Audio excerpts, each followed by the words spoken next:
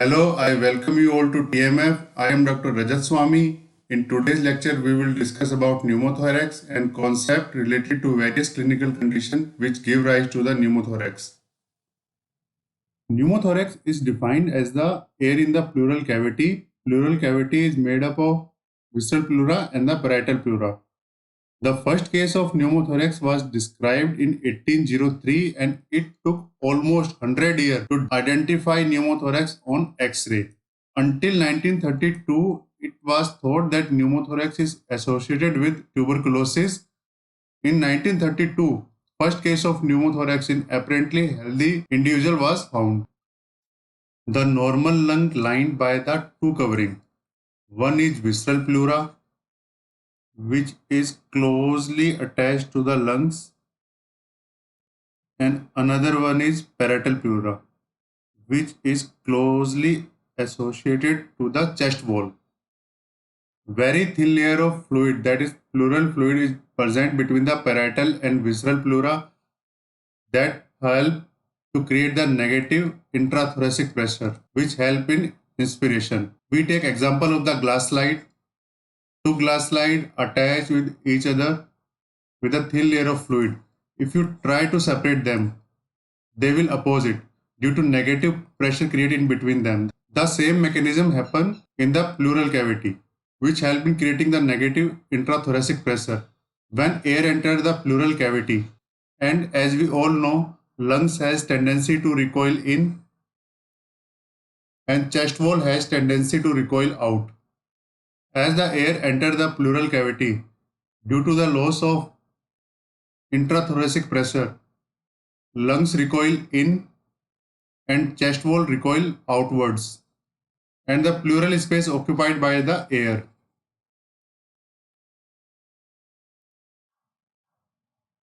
And this condition known as pneumothorax. But how does air enter the pleural cavity? Air can enter the pleural cavity by damage to the visceral pleura or the parietal pleura or due to empyema due to gas producing organism. Depending on the how air enter the pleural cavity, pneumothorax is divided into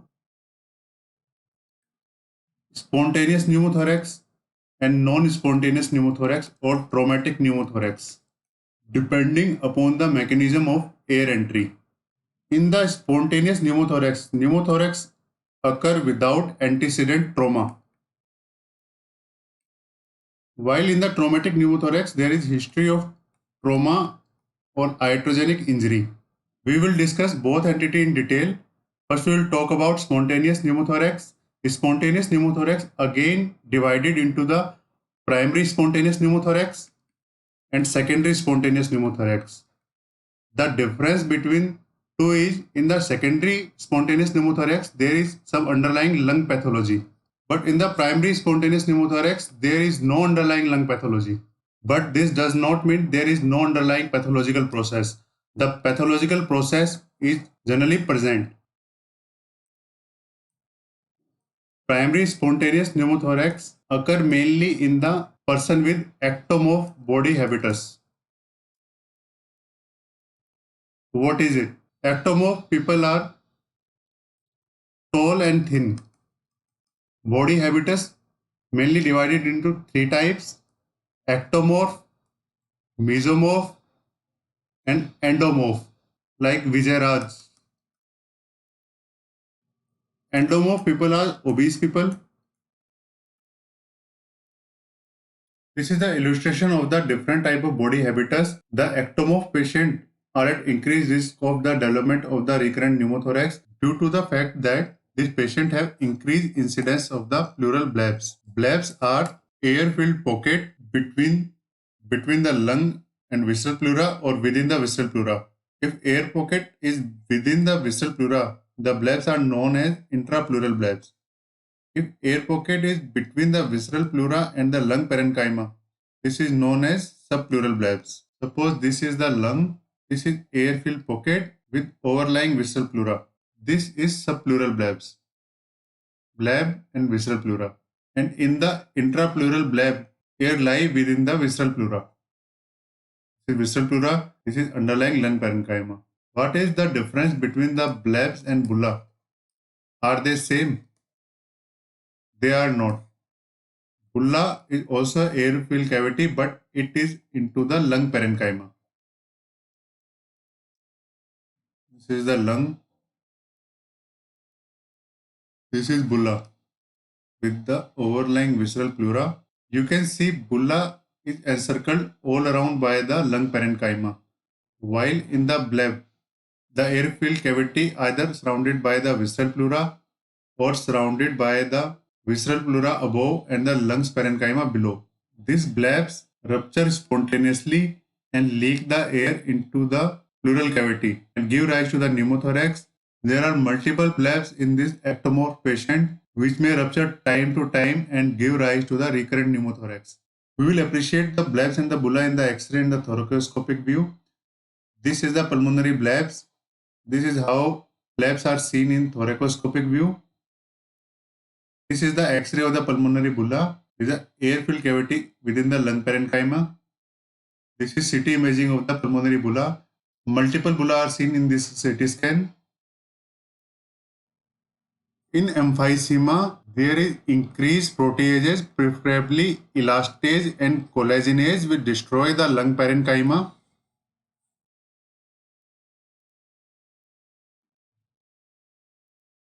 The increased enzyme destroyed this alveolar septa, resulting in decreased surface area and decreased lung elastance. Hence, the increased size of the alveoli because decrease in the lung elastic recoiling. Also, the elastic tissues encircling the airway also destroyed. Hence, during the expiration, airway become more narrow because there is no elastic pull available to keep the airway patent and open. This is the typical pathological process in the patient of the emphysema. These emphysematous-like changes occur in the patient of the primary spontaneous pneumothorax. The cause of the ELC in the primary spontaneous pneumothorax is the distal airway inflammation and smoking. Smoking is the risk factor for the development of the respiratory bronchiolitis. This inflammatory process contributes to the increased infiltration of the neutrophils and the macrophage, which subsequently release protease enzyme, collagenase and elastase, which destroy the lung parenchyma, resulting in enlarged alveoli with narrow airway. This narrow airway condition further exaggerated and contributed by distal airway inflammation, which lead to swelling of the airway along with increased secretion. As the patency of the airway is compromised during the inspiration due to the negative intrathoracic pressure, the air enters the lung easily.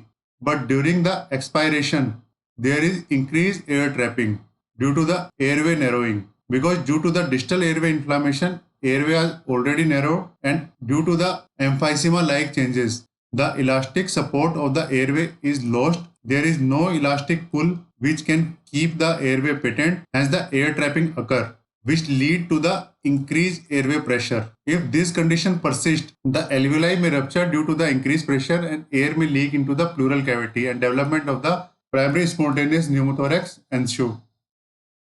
The primary spontaneous pneumothorax can also occur in the absence of the ELC. ELC is not the sole cause of causing PSP. There are some cases of PSP in which the underlying mechanism was the increased pleural porosity,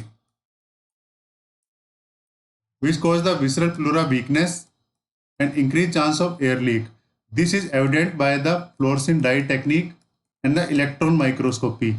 When we perform electron microscopy in such patient, there is absence of mesothelial cell in the visceral pleura and increased pores, which eventually increase the incidence of development of the PSP. The another most important factor which increase the incidence of the PSP is the genetics. There is increased chance of development of the PSP in the patient of the Marfan syndrome. The patient of the Marfan syndrome is typically ectomorph, tall and thin. And the other syndrome is BHD syndrome. Bird, Hogg, Dube. This is autosomal dominant condition. The inheritance may be autosomal dominant, autosomal recessive, X-linked recessive. polygenic. All combination are possible. So in summary, there is increased incidence of the PSP in this genetic syndrome, the patient with the increased blebs and bulla or the emphysematous like changes, and the patient with increased visceral porosity. Again, remember PSP developed in the patient with no underlying lung pathology, but the pathogenic process may be there. This fact has importance in clinical decision making because when the patient with the PSP comes to you, he has the underlying normal lung reserve, while the secondary spontaneous pneumothorax patient have already some lung disease and compromised lung reserve and lung function. We will discuss about this in detail in the management part. PSP occur due to the rupture of the distal alveoli directly into the pleural cavity, or there may be rupture of the central alveoli or the airway, and through the interstitium air may track into the mediastinum causing the pneumomediastinum. From here air can track into the subcutaneous tissue causing surgical emphysema, and from here air can rupture the pleura and enter the pleural cavity causing pneumothorax. From the mediastinum, air can also track down in the abdominal cavity or peritoneal cavity causing pneumoperitoneum. It may be asymptomatic or may give rise to the abdominal pain or tenderness. In some rare cases, if air continue to accumulate, can give rise to the abdominal compartment syndrome. Before moving forward, I want to discuss one more important thing. Depending on the behavior of the air entry point, pneumothorax is divided into three entities: open pneumothorax, closed pneumothorax, and tension pneumothorax. In the patient of the closed pneumothorax, the air entry point is sealed automatically. Suppose this is visceral pleura, this is air entry point, air enters into the pleural cavity, and now this air entry point is sealed automatically due to the body healing process. Now this air is trapped into the pleural cavity, no connection of the pleural cavity with the atmosphere, and the air here continue to absorb, due to which pleural cavity pressure fall eventually below the atmospheric pressure towards the ITP. To enhance the air absorption, we give this patient 100% oxygen, which expedite the process. How?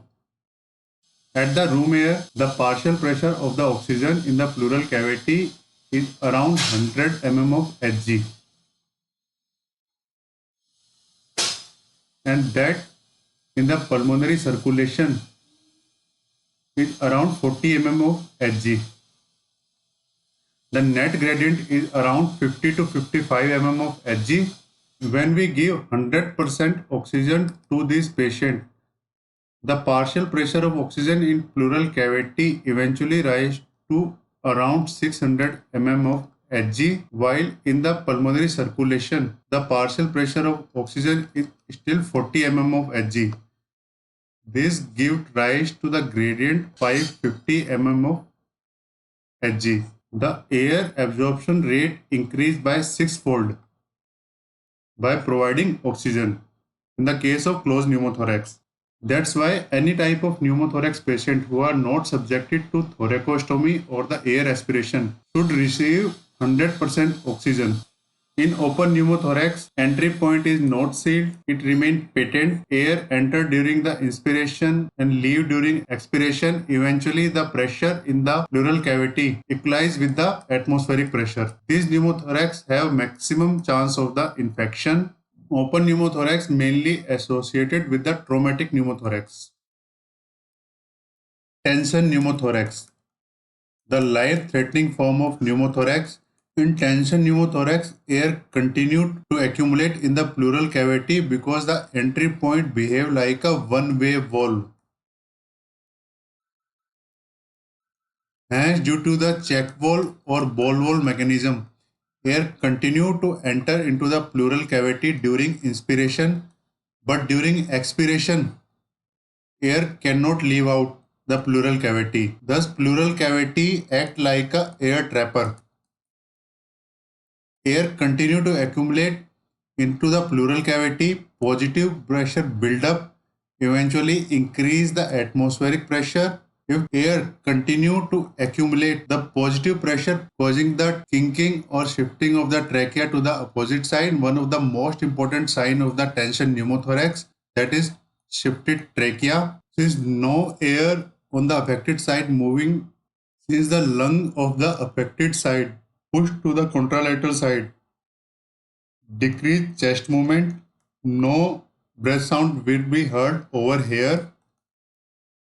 The increased pressure will also compress the superior vena cava and part of the inferior vena cava, resulting in the distended neck veins.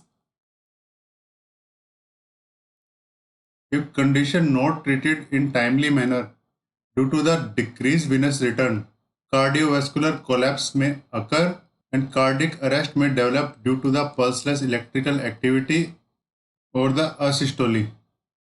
This is the life-threatening desperate situation. Desperate situation demand desperate measure. Immediately perform the needle. Immediately perform the needle thoracostomy in the second intercostal space or third intercostal space in the mid-clavicular line.